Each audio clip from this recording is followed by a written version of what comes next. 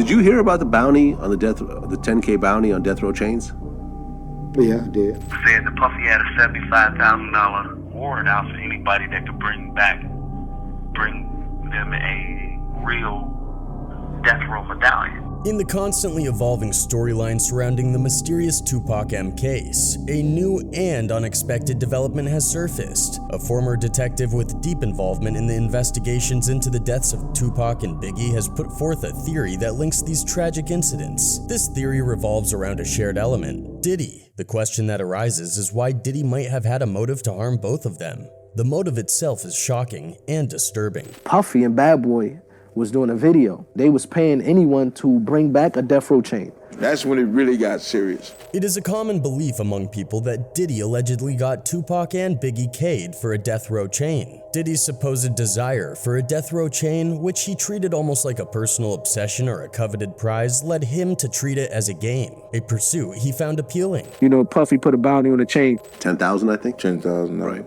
It appeared that he went to the extent of offering a reward for each death row chain that any of his associates could retrieve for Bad Boy. They snatched the chain away from him because Puff Daddy and them put a bounty on the chain. In the world of gang culture, these chains hold significant symbolic value, something Diddy was well aware of. That becomes real at the Lakewood Mall when Orlando Anderson tries to snatch Trayvon Lane's chain. Here you got Orlando, here you got Trayvon. They run into each other at the mall. Tragically, his relentless pursuit of these chains ultimately played a role in the untimely deaths of both Biggie and 2pac, highlighting the grim consequences of his fixation. Puffy, because he started the chain of events that ended up getting Pac. So when they tried to snatch that chain from Trey, and Trey fought them all back and he got the chain back. None of this would have never happened, man, if Puffy would have never put a bounty on the death row chain. The fight at Lakewood Mall would have never happened. 2pac would have never gotten a fight in Vegas. 2pac would have never got killed. And we know that in the rich half-century history of hip-hop, no other duo of icons has endured such thorough examination of their lives and untimely deaths as Tupac Shakur and Christopher Wallace, the celebrated rapper known professionally as the notorious B.I.G. or Biggie Smalls. Even after nearly 3 decades have passed since their tragic premature deaths, Shakur in September 1996 in Las Vegas, and Wallace in March 1997 in Los Angeles. Both figures continue to hold a special place in the hearts of fans, and their absence is still deeply felt. You know what I'm saying? Everybody gonna always be wanting to point the finger or look at my past and be like, well, okay, this is his MO right here. This is what he used to do. Their untimely demise is once again under scrutiny following the recent arrest of Dwayne Keith Davis, known as Keffe D, for his alleged involvement in the death of Shakur, a staggering 27 years after the rapper was shot while leaving a boxing match on the bustling Las Vegas Strip. Body camera footage from Davis's arrest captures him alluding to the M as the most significant case in Las Vegas history. Quote, "We lost 2 giants senselessly," rapper Fat Joe told CNN. "That's what bothers me when it comes to Biggie and Pac. We lost 2 giants over nothing." However, Shakur's tragic demise had far-reaching repercussions that extended well beyond the confines of Nevada and cast a somber foreshadowing over Wallace's own death. The lingering question that remains is when, or indeed if, an arrest will ever be made in connection to the loss of Wallace. And if that arrest is made, would we be seeing Diddy in jail? 27 years. 27 years. For 27 years, the family of Tupac Shakur has been waiting for justice. The case of these 2 influential rappers who started as friends and eventually turned into rivals have always been closely interconnected within the cultural tapestry. This connection arises from their shared era and the intricate web of events and contexts that surround their lives and tragic ends. It was almost like the death of Tupac was the first movie and then Biggie was the sequel. The 2 biggest deaths in the history of hip-hop. P. Frank Williams, who produced the 2017 television special Who Shot Biggie and Tupac, told CNN, both of these figures came from modest origins, experiencing childhoods marked by financial hardship and being raised by single mothers who held a special place in their hearts. They expressed their profound love and respect for their mothers through the music that catapulted them to fame. Despite facing legal challenges in their earlier years, both managed to rise to the level of artistic superstars, seemingly beyond reach in their respective fields of expertise. You ready? You want to set it off? Yeah, I'm scared to do some freestyle. I'm scared ready to do some freestyle. The pair became embroiled in the notorious East Coast versus West Coast rap feud during the 1990s. The feud came into being when Shakur, representing the West Coast, came to believe that Wallace, a product of Brooklyn's East Coast scene, had a hand in plotting the 1994 shooting that left him with 5 gunshot wounds in a Manhattan recording studio. Wallace repeatedly disavowed any involvement and was never formally charged in connection with the incident. Sadly, both artists met their tragic ends in separate drive-by shootings while in the midst of celebratory occasions, adding another layer of sorrow to their complex narratives. The Tupac article had me pissed off, you know what I'm saying? Because first of all, he dissed my man, said my man turned his back on him, and I know for a fact that didn't happen, you know what I'm saying? A significant connection can be found even in the investigation surrounding their deaths. Greg Kading, a former detective with the Los Angeles Police Department, had conducted an interview with Davis back in 2009, considering him a person of interest in the Wallace M case. This interest stemmed from Davis's presence at a party held at the Peterson Automotive Museum in Los Angeles, which Wallace had left just before he met his tragic end through a fatal shooting. We didn't just take his word for anything. You know, we know that he's a career criminal. He's a gang member. Additionally, in a transcript of a recent Clark County grand jury session conducted just last month, retired Las Vegas Metropolitan Police Detective Clifford Mogg disclosed that investigators had put forward a theory suggesting a possible link between Shakur's M and Wallace's death. While Mogg refrained from offering explicit details about the theory, he did testify that Davis was not regarded as a participant in these tragic incidents. He leaned over on the window, we rolled down the window, popped. They would drove on my side, I was popped them. You know what I'm saying? But they was on the other side. Right. Furthermore, there have been reports indicating a possible connection between Diddy and Tupac's M. This spotlight on the matter intensified when Biggie's M case was reopened in 2006 at the request of his mother. In the course of this re-examination, LAPD Detective Greg Kading uncovered new information that seemed to hint at a potential link between Diddy and the tragic assassination of Tupac. I said, who was really the guy behind it? He says, well, we first thought it was this, then we first thought it was that, and we first thought it was this, and everything's going. The pivotal turn of events occurred when Valletta Wallace, the mother of Biggie Smalls, initiated a lawsuit against the LAPD, seeking approximately $500 million in damages. She cited the well-known conspiracy theory alleging that the police had hidden the truth about her son's death. This legal action prompted the reopening of the case in 2006, with LAPD Detective Greg Kading assigned to lead the investigation. As Kading delved into the case, he unexpectedly uncovered a wealth of additional information. And they got these pictures. Is this the guy at the top? Is this the guy? So I have 50 different pictures with magnets, and he's putting these things up. Detective Greg Kading made a notable revelation during his investigation, stating his conviction that the deaths of the notorious B.I.G. and Tupac were intricately linked. As he probed into the circumstances surrounding Biggie's tragic end, he uncovered fresh evidence that forged a connection between both cases. Following an exhaustive 3-year investigation, Detective Greg Kading arrived at a stunning conclusion. Sean Puff Daddy Combs was purportedly involved in ordering a $1 million contract K of Tupac Shakur. The motive behind this alleged conspiracy was believed to be intricately tied to the intense rap feud involving Combs and Biggie Smalls. Kading asserted that the influential music mogul had substantial gang connections in Los Angeles and had reportedly enlisted the assistance of Crips member Dwayne Keith Keffe D. Davis to execute the assassination. So they realize, the Southside Crips and Orlando Anderson, Keffe D, they know that, hey, we just hit this dude in Las Vegas, and, it's on. This chain of events ultimately led to the heartbreaking death of Tupac and the injury of Suge Knight. Interestingly, mere hours before the shooting, Baby Lane had been involved in a physical confrontation with Tupac at a Las Vegas casino. Immediately in the aftermath, Diddy hears about the shooting, finds out that there's, Tupac's been shot and is in the hospital. Surprisingly, there have been assertions indicating that Faith Evans, Biggie Smalls' ex-wife, possessed knowledge of Diddy's supposed role in a plot to harm Tupac. As per reports, following Tupac's M, Keffe D purportedly reached out to Diddy and Evans, disclosing their alleged involvement in the tragic event. Zip takes a phone call, and it's Puffy on the other end of the line, hands the phone to Keffe D. Puffy asks him, man, was that us? Was it, what just happened out there?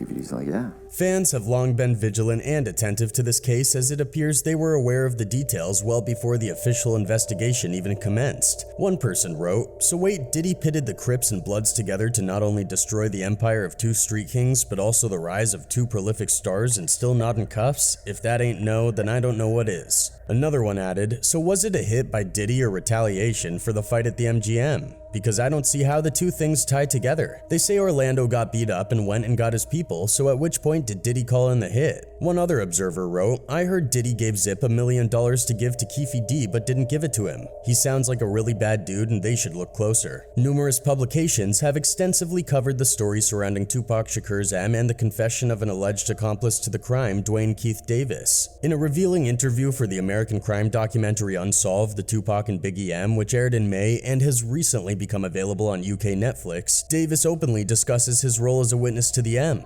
The self-proclaimed Compton kingpin has made a stunning revelation, claiming that he has cancer, which he believes grants him immunity from prosecution. This is the reason he confessed to the crime 2 decades later. According to Davis, he occupied the front passenger seat alongside the driver Terrence Brown. In the back seat were DeAndre Smith and Davis's cousin Orlando Anderson, all of whom were members of the Southside Crips gang. The 4 members were on their way to Suge Knight's 662 Club in Las Vegas, searching for Tupac because he had reportedly beaten up one of their fellow gang members earlier that day. However, Tupac didn't appear at the club while they were there. Later, as they were leaving, they spotted Tupac driving towards the club, standing out of the top window of a car. "My partner bust a U," Davis said. "When we pulled up, I was in the front seat." Davis said the shots came from the back, but does not name the shooter, going to keep it for the code of the streets. It just came from the back seat. However, despite his arrest, people continue to maintain a keen interest in Diddy's alleged involvement in the deaths of both stars, an issue that has remained etched in their collective memory. Greg's recent revelations have only served to bolster their suspicions and keep the speculations alive. The speculations are still persistent about Diddy's involvement in Tupac's death. Mike Tyson has seemingly claimed to possess compelling evidence connecting music mogul Sean Diddy Combs to Tupac's untimely demise. This revelation has reignited the enduring debate and speculation surrounding the tragic and enigmatic loss of Tupac. To truly grasp the significance of this assertion, we must journey back to the 1990s, a period when hip-hop held sway and the world was captivated by the enigmatic personas within the music industry.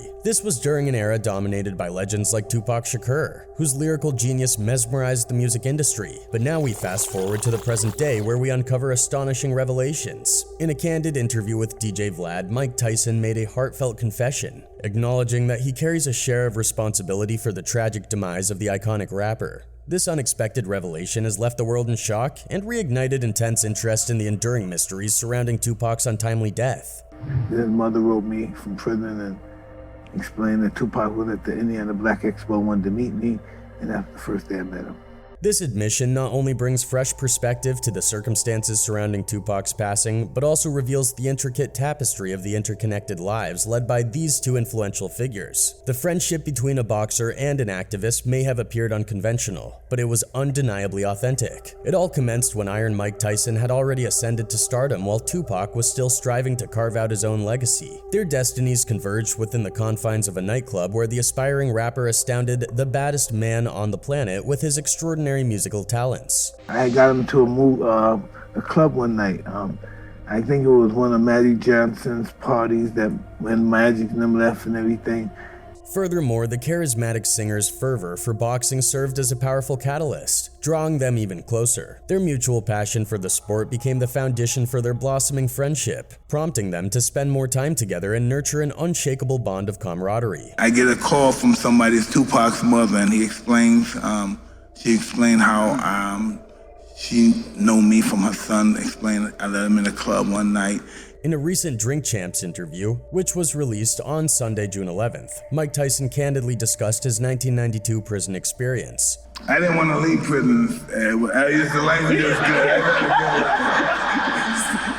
During the interview, he recounted a truly astonishing encounter with the legendary West Coast artist that created quite a commotion during his visit. This memorable incident occurred at an after-party held at the Palladium on Sunset in California. Iron Mike gave instructions to security to permit a group of young men to enter through the venue's rear entrance, and among those individuals was none other than Tupac himself. Quote, once he came into the visiting room and there was all these hillbilly hicks f***ing Aryan, guys. As soon as he came up, everybody started clapping," Tyson said. "They respected him. Soon as he came in the room, they started applauding." Prior to this revelation on the Drink Champs interview, Mike Tyson had previously shared this intriguing story during an episode of his Hot Boxing podcast. This discussion came about after the New York DJ had highlighted the exceptionally rare artwork in Tyson's possession, showcasing the captivating Machiavelli album cover artwork featuring Tupac. The guards are saying that, "Hey, stop, sit down. He was Wu. He was a force," Tyson told Barnes, Jackson, and Wu Kid of the encounter. "If he loved you, it was all love. But if he didn't like you, he looked for beef sometimes. He wanted you to know he was there." He continued, "Everywhere I go out in Africa and Europe, people ask, what was Tupac like? How was Tupac everywhere all over the world? This is what he wanted. He wanted to be immortal." In his Drink Champs interview, Mike Tyson provided more details about the circumstances leading up to the meeting, explaining that he had crossed paths with the hit-em-up lyricist just 6 months before his 1992 incarceration. Tyson also disclosed that it was not Tupac who initiated contact and arranged the visit prior to the rapper's attendance at the event. Everywhere I go out, like in Africa, Europe, how was Tupac? What was Tupac like?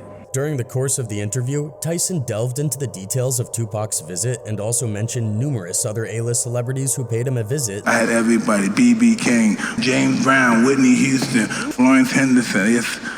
I can't even name them all. There's just so many people came to visit me when I was away. During the DJ Vlad interview, Tyson also reminisced about the occasion when he convinced Tupac to come and witness one of his fights. On September 7th, 1996, Tupac was present at Mike Tyson's bout against Bruce Seldon at the MGM Grand in Las Vegas. Tyson had wanted Tupac to attend, but in hindsight, the boxer expressed the belief that Tupac might still be alive today had he not exerted pressure on him to be at that match. He even elaborated that Tupac wanted him to go to 662, but he insisted for him to come to Las Vegas. "I know who I am.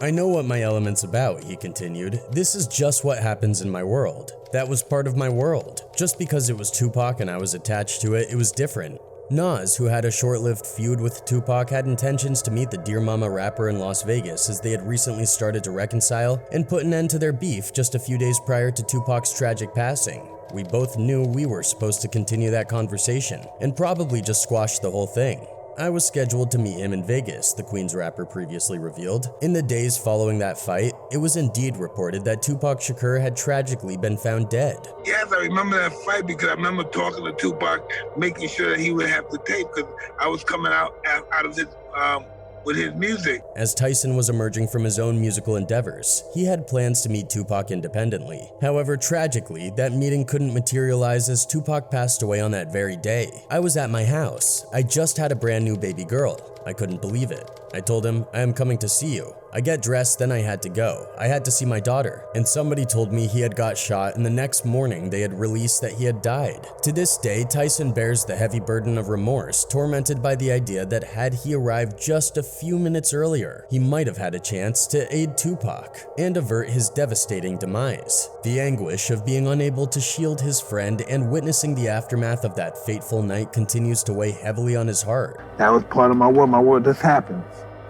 But just because it was Tupac and I was attached to it, it was different.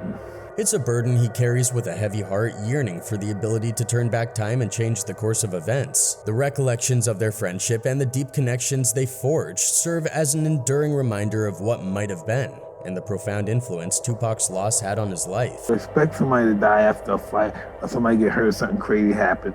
But when it happened to him, it was different. On September 13th, 1996, the world bid farewell to the iconic musician after a valiant struggle for his life. His untimely passing left an irreplaceable void in the hearts of countless fans, and the enigma shrouding his M still remains unsolved, intensifying the enduring sorrow of his departure.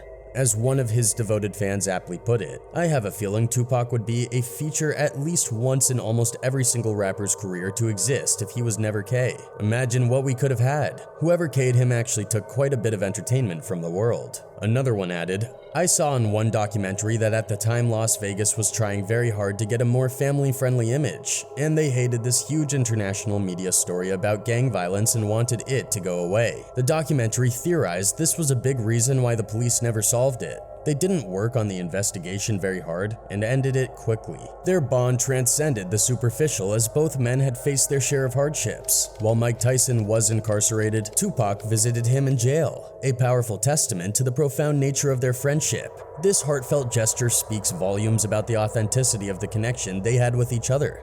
I'm living in Cleveland then, but I'm coming out from LA. I'm just coming from LA or New York. I'm coming, maybe New York. I'm coming just go to the plane. Tupac's in the arena. I'm in the arena in Cleveland. Tupac's legacy as a brilliant artist and a vocal advocate for the marginalized remains a shining beacon, but the lingering unanswered questions serve as a perpetual reminder of the injustice and sorrow surrounding his untimely departure. In the midst of this, Tyson issued a stern warning to Tupac's assailant, a declaration of his commitment to seeking justice for his beloved friend. You don't get in trouble anymore. You don't see nobody write anything about me no more, do you? Right. Things have changed. But when I'm young out there and I'm strapped and I'm ready to go. According to certain insiders, there has been speculation about one individual who was allegedly with Tupac at the time of his death, and that person is said to be Diddy. In multiple interviews, Mike Tyson has indeed alluded to Diddy's involvement or knowledge regarding the events surrounding Tupac's passing. Patrick Bet David, the host of the podcast Valuetainment, has delved into the intricacies surrounding the death of Tupac Shakur, exploring the mysteries and unanswered questions that continue to shroud this tragic event. "No, I just knew him for a long time," said Mike Tyson after being questioned on his closeness with P. Diddy. "Awesome guy. I knew him before he was Diddy, when I first became champ. He used to have my crates at my after parties and stuff," said Tyson. Mike Tyson has taken a moment to reflect on his childhood memories, reminiscing about how he once found it truly remarkable to imagine leaving behind negative influences and never having to encounter them again, especially during his most challenging moments in life. He said, quote, "I remember when I was 11, 12 years old. It baffles me to think you just got away from these people. You'll never see them again at the worst of your level. You're not the only one God had his hands on. These guys were made successful too. You're almost like proud in a way."